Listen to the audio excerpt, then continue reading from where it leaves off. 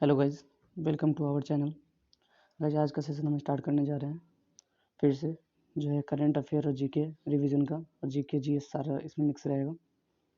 चलिए शुरू करते हैं आज का ये क्लास।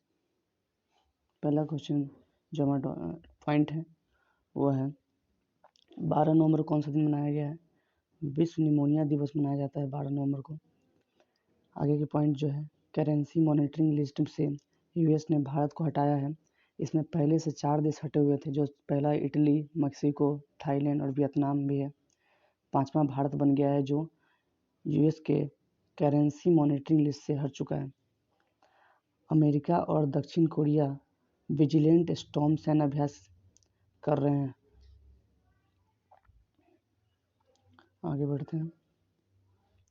फिट इंडिया स्कूल सप्ताह मनाया जा रहा है। यह 15 नवंबर से 15 दिसंबर तक के बीच में मनाया जाएगा। तमिलनाडु के बारे में बात कर लेते हैं।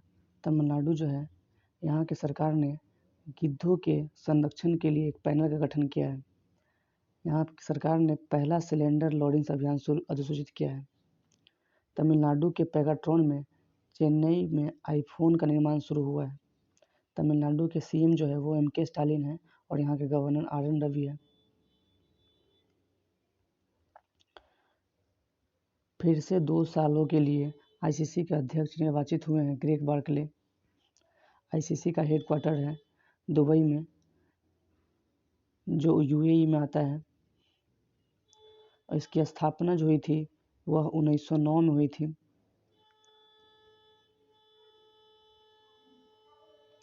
आगे बढ़ते हैं।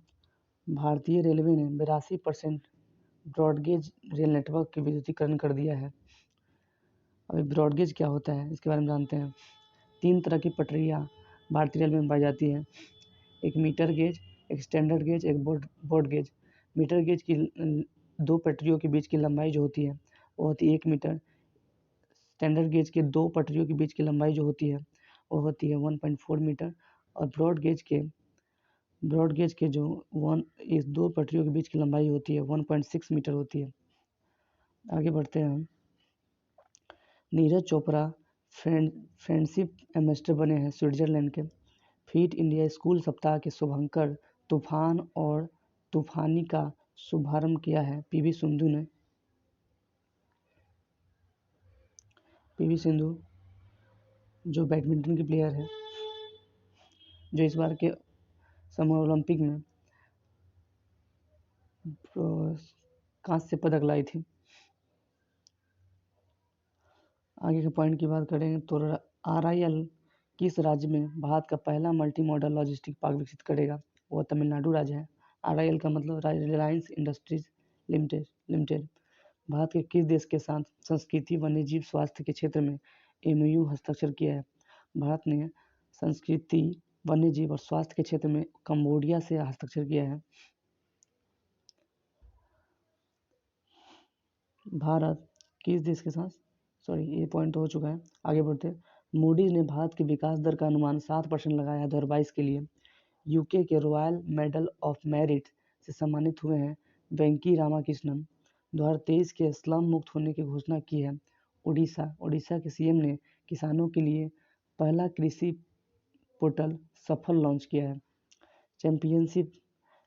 लवलीना बोर्गोहेन एशिया के मुक्केबाजी चैंपियनशिप में कौन सा पदक जीती है? वो जीती है स्वर्ण पदक, गोल्ड मेडल। अब हम बात करते हैं साइंस रोज की। साइंस रोज में हमारा जो है आज पहला है ताप बढ़ने से गैस की सांद्रता यानी विस्कोसिटी क्या हो जाती है? बढ़ जाती है। ताप बढ़ाने से ध्वनि की गति वायु में कैसी हो जाती है? वो बढ़ जाती है ताप बढ़ाने से।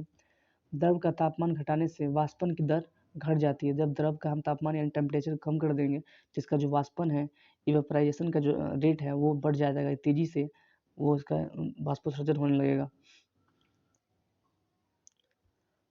आगे चलते हैं।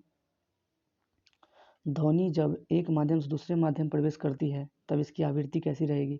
यह अपरिवर्तित रहेगी। इसकी आवृत्ति जो है यानी फ्रीक्वेंसी, यह चेंज नहीं होगी। कमरे में रखा रेफ्रिजरेटर का दरवाज़ा खुला छोड़ दिया जाता है तो कमरे का तापमान बढ़ जाता है। ये इंपॉर्टेंट बात है।